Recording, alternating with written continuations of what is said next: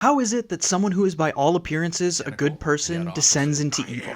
The danger. This is the central question that The Godfather poses. And it's this question that makes this movie so compelling. When I rewatched to make this video, I set out to understand why, after 52 years, this is still considered to be one of the greatest movies of all time. But don't ever take sides with anyone against the family again. And a key piece of this lies in the relationship of the Corleone family to the culture of the time. A tight family bond is the core of the Corleone family, and this loyalty is the prime driver of all of the insiders in the Corleone family. And eventually this loyalty leads them all down the path to hell, into corruption and evil. Michael Corleone, however, has managed to break this mold. Michael broke away from his family and went to fight in World War II. As he's introduced in the movie, he dismisses the ways of his family to his girlfriend Kay, though it seems to me that he does this with a little bit of reverence for his family. That's my family, Kay. It's not me. This brings me to my first like in The Godfather, Michael's introduction monologue. The introduction to Michael in The Godfather is one of the most iconic monologues of movie history. In about a paragraph's worth of dialogue, it manages to allow us to infer a lot about Michael's past. He explains to Kay the terrifying actions that his father took to get what he wanted with Johnny Fontaine. My father went to see him, only this time with Luca Brasi. And within an hour, he signed a release for a certified check of $1,000. How'd he do that? My father made him an offer he couldn't refuse. What was that? Luca Brasi held a gun to his head, and my father assured him that either his brains or his signature would be on the contract.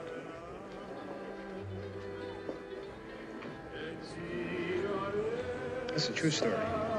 But underneath his words, Michael displays a soft respect for the actions of his father. He both distances himself from them, but seems to understand the utility behind his actions. After all, there's a great deal of respect to be had for someone who gets what they want, no matter the cost. To me, this scene displays exactly the journey that Michael took to get here. He left his family seeing the error of their ways and wishing to do something good. So he enlisted in the Marines and became a war hero. This is a stage of development we all undertake in early adulthood. We reject the tyranny of our childhood homes and go out into the world to make our own way. After facing the world, however, Michael's faced with the same conflict that everybody's faced with. He comes to the realization that perhaps the tyrannical ways of his family aren't all bad, and in some cases maybe even admirable. Still, for the time being, Michael stays loyal to the convictions that made him a war hero in the first place. Loyal to the convictions that brought him to Kay. Kay being representative of the man that Michael set out to be when he separated from his father. My second like in The Godfather is its deep emphasis on community. The Godfather opens at a wedding, and this wedding is the perfect place to showcase the values of the Corleone family. It's also a stark reminder of the community that in many ways we've lost in our real lives. Watching the wedding scene is deeply nostalgic to me. Even in my relatively short lifetime, I can look back on a time when my extended family was far closer than it is today. In a world where we should be so much more connected, it's really easy to feel alone. And it's also easy to lose sight of the people who are bound to you by blood. This isn't to say that everything about the community in The Godfather is positive. It has its tyrannical elements just like anything else. You can act like a man!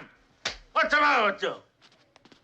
Is this how you turn down a Hollywood Pinocchio that cries like a woman? It's the cultural emphasis on community that allows bad things to go unquestioned, because any questioning of the family can be seen as a betrayal to the family. And in this community, loyalty to the family is above all else. This is spelled out specifically in the early scene between Vito and The Undertaker. The Undertaker is looking for something from Vito. He's looking for revenge for his daughter. But it's clear that The Undertaker has had no interest in having a relationship with the Corleone family that requires his loyalty until he needs to benefit from them. It's this loyalty that Vito demands from The Undertaker. If you are interested in the benefits that this family can provide, your undying loyalty is the price. Michael sees what being loyal to the family means, and he decides against it. It's this decision against that loyalty that leads him to being a war hero. This is another important question asked by The Godfather. Where should we lay our loyalties, and just how undying should they be? It makes it very clear that loyalty above all is not the way. It's obvious that an undying loyalty can lead you down a path into horrible places that you never imagined that you could be in. It's obvious that you can find yourself being undyingly loyal to something that is truly horrific. And The Godfather shows that this loyalty is harder to avoid than you might think. Michael, all the while seeing himself as a good person, is forced further and further down the rabbit hole of the crimes of his family because he decides to be loyal to them. And slowly but surely, his loyalties continue to change. He becomes more and more loyal to his family. And he starts to come to grips with the sins of his father, the sins of his community. And finally, he finds that this sinful, evil nature lives within himself as well. This brings me to like number 3, the relationship of Vito Corleone and his son Michael. Vito Corleone, of course, is the Godfather. This character embodies both the tyrannical and benevolent aspects of the archetypal great father. Vito holds his family together, running the business and managing the complicated dynamics of his children, all the while trying to groom one of them to take his place when he's gone. Vito also holds a strong morality. His wish for the family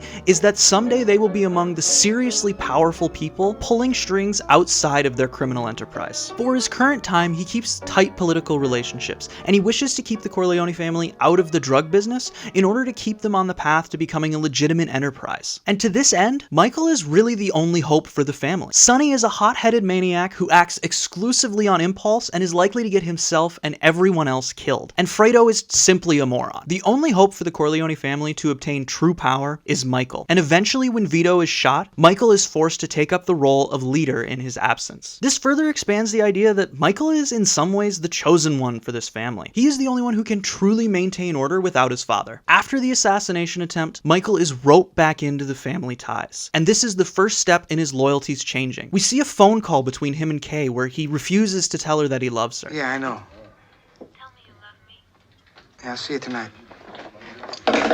Hey, Mikey, why don't you tell that nice girl you He loves her. And he can't even tell her when he'll see her again. This is because Michael knows the road that he's heading down. He knows that he can't involve Kay in it. His loyalties have slowly begun to shift, and he's forced to leave his old vision for the future behind. It's this decision that seems obvious and almost righteous that is Michael's first step into evil. Michael knows what coming back into his family means. He knows it's a decision that he can't come back from, and he makes it without hesitation. It's in these moments in our own lives when these choices creep in. When we're under stress and in despair, the choices that we make are extremely important. It's these times when evil creeps into our own lives, and we march ourselves down the path to hell. And it's often unclear, unless you carefully consult your conscience, which choice is the right choice. The choices may seem insignificant. They may seem like they're mitigating suffering in some way. They may seem like the easiest thing in the time. And yet, without careful consideration, it's easy to make the wrong one. And yet, the wrong one can make permanent changes for your options for the future. They can seal your fate, making it easier and easier to make the next choice down the road to evil. Michael's choice to leave Kay is his first turning point in the film. Shortly after this, Michael's at his father's bedside when there's a clear threat to his life, and Michael saves his father. The motif of saving the father is one that is deeply significant and shows up over and over again in stories. In this instance, however, it's reversed. Rather than saving his father to embody his positive attributes and move forward to a future focused on good, Michael is forced to pledge his undying allegiance to his father.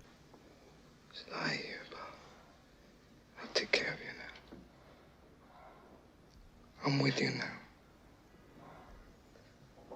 I'm with you.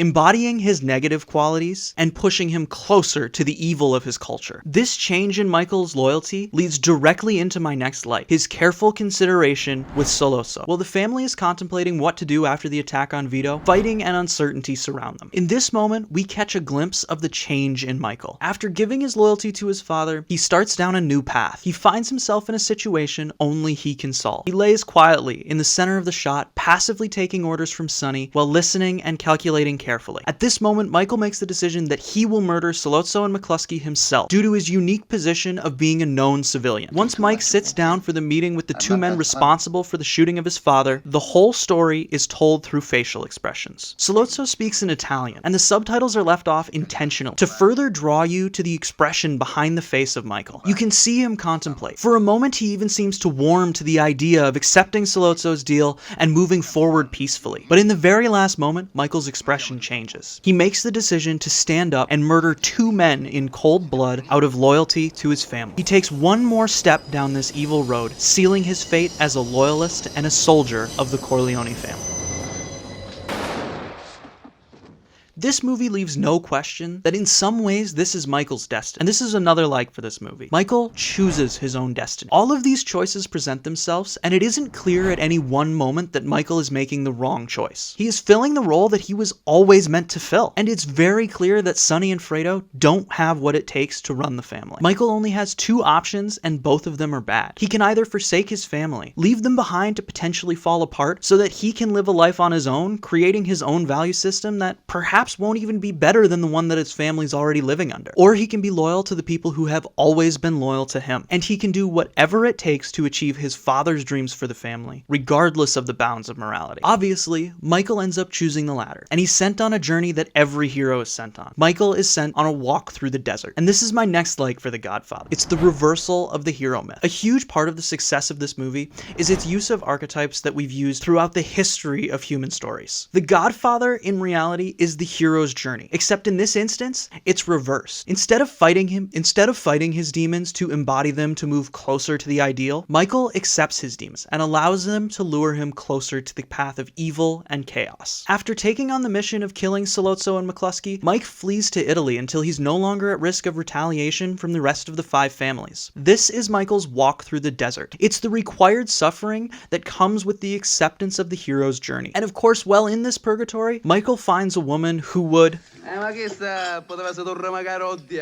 This line is absolutely brilliant. If it doesn't suggest that Michael is in fact the devil himself, it at least suggests that Michael is becoming increasingly close to him. His walk through the desert is a huge part of Michael's transformation. By this point, he has entirely let go of Kay, allowing this new version of himself to completely take over. In order to meet his future wife, Apollonia, Michael has a very clever interaction with his father. He uses his calm attitude and convincing nature to set her father at ease and gain his trust, all the while issuing a very pointed threat. This is a brilliant piece of dialogue that puts the change in Michael directly on display. Finally, to end Michael's trek through the desert, his wife is killed. The little life that he had built in purgatory has been destroyed by the war taking place in the real world, and Michael is now ready to fight in that war. My last like is Michael's fulfillment of his destiny. After his return from Italy, Michael takes up his brother's spot as second in command to his father, and as his father's health declines, it becomes clear who will be leading the family in the future. To this end, Michael returns to his old flame Kay. There are 2 reasons for this. One is, to properly lead his family in this time, Michael will need a wife. But secondly, Mike is reintegrating the pieces of himself that he left behind. In order to become who he needs to be, he needs to return to his old path and combine it with his new one, so that all parts of him can move forward. So, he reunites with Kay. He moves forward. He accepts the position of godfather to his sister's children and fully takes on the leadership role in his family. He saved Vito. He accepted the parts of him that he needed to move forward, and then his father dies. He dies in the garden, being chased around by Michael's own son. A scene that's so pointedly brilliant that I can't even quite describe it. He's being chased out by the young, by the new. He's been replaced, and because of this, he drops dead. After this, Michael finds that he needs to move quickly. The 5 families will be making a play for Vito's political power, and they will kill anyone who could weaken the Corleone's position, Michael being atop this list. So Michael makes his move. While being named the godfather to his sister's child, Michael Francis Rizzi,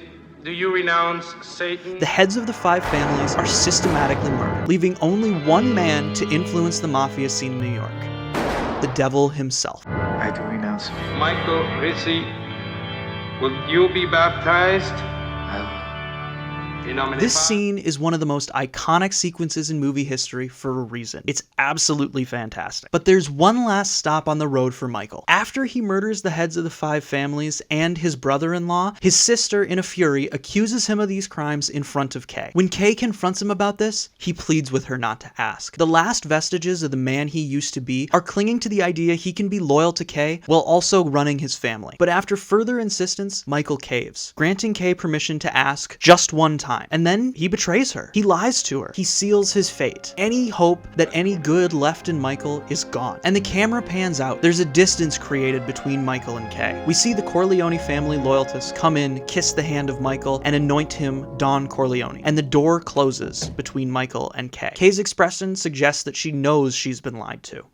But there's no going back now. This conclusion to The Godfather is fantastic, as of course is the whole movie. There's really almost nothing to complain about, but very briefly, in a moment, I will complain. It insists upon itself, Lois. First, I'd like to mention a few things that didn't quite fit into my likes narrative, but definitely deserve an honorable mention. Starting with the acting. Al Pacino especially is incredible. Really, all of the performances in this movie are incredible. So much of the story is told through the emotional expressions and the reactions of the characters on screen. It's all around one of the most well-acted movies I've I've ever seen, excepting one character, but I'll get into that in a little bit. Second is the beauty of this movie. The set design and the camera work make this movie one of the most beautiful movies, at least of its time, if not one of the most beautiful movies ever made. Paulie's death scene makes for one of my favorite shots in movie history, and this movie stands as an example for filmmakers everywhere. Lastly is the attention to detail. This movie is an auteur's wet dream. Everything in it serves a purpose. My favorite example of this is the scene outside of the hospital, when Michael and the baker have to scare off would-be assassins. After this, the baker goes to light his cigarette, and his hands are shaking far too much for him to do so. This, juxtaposed on top of Michael's steadiness when he lights the cigarette for the baker, is the first real example of Michael's capability to lead. He has ice in his veins. At every moment when he's called upon in a stressful situation, Michael is calm, cool, and collected. It's an incredible detail early in the movie, and it's just one example out of many. Now, I did say I would complain, and I will a little bit. For my dislikes, I really only have two. The first one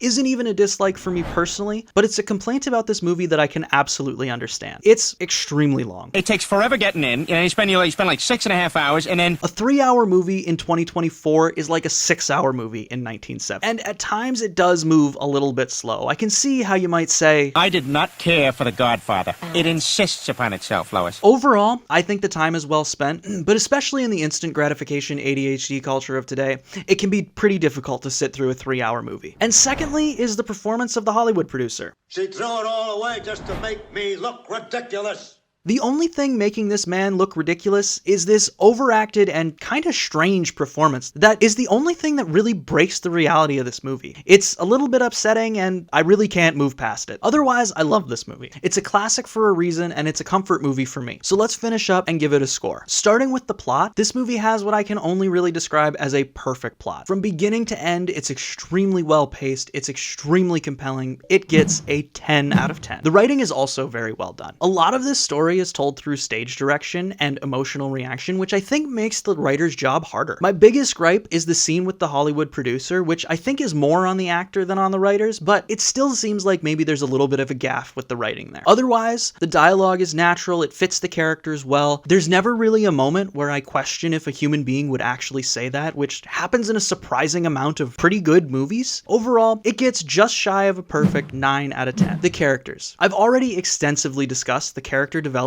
of Michael. He's among the best characters that cinema has to offer. The other characters do fail slightly, especially Kay fails to offer any real connection to the audience, and that does make sense given she's mainly a vessel to display the good aspects of Michael. Still, I think that more could have been done to draw the audience into her, and I think that this criticism carries over to a few other characters in the movie. It's still good, it's definitely above average, it gets a 7 out of 10. The cinematography in The Godfather is fantastic. I already gave it a shout out earlier, and in many ways, I think it set the bar for movies going forward. It turned camera work and set design into an art rather than just a platform. Regarding the camera work specifically, I would only say that it fails to live up to some more modern movies that really turn the camera into an active participant in telling the story. And for that reason, it gets an 8 out of 10. And finally, the theme. The theme in this movie is told through Michael. His turn to evil is one of the most well-executed themes I've ever seen in a movie. And brought into this theme is an aspect of the culture that Michael is surrounded by. The Godfather makes a point to show you that loyalty is not always a virtue, and that a culture that values loyalty above all, especially above honesty or even a better future, is a culture that can allow tyranny, toxicity, and evil to seep in and consume you as it does Michael. This theme gets a perfect 10 out of 10. All totaled up, The Godfather gets a well-deserved 9 out of 10. Thank you guys so much for watching. Hit like and subscribe if you made it this far into the video, and make sure to leave a comment telling me what movie I should break down next. And if you like this video, go check out my latest video on one of the most underrated movies of all time, Dinner in America. And his only mission in life is to burn everything around him to the ground. This movie has something important to say about the anger